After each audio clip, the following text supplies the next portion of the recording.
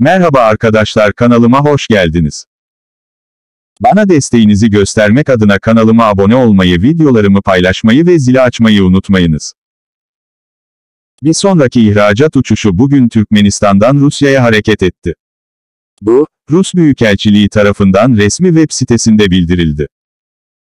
9 Aralık 2021'de Rus Büyükelçiliği tarafından düzenlenen Rus Havayolu S7 Airlines'ın 8536 sefer sayılı uçuşu Türkmenabat'tan Moskova'ya hareket etti.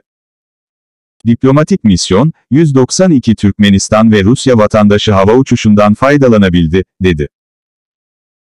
Bu, Türkmenistan'dan Rusya'ya yapılan 29. ihracat uçuşuydu. Airbus A321, Moskova saatiyle 13.41'de Domodedovo havaalanına geldi.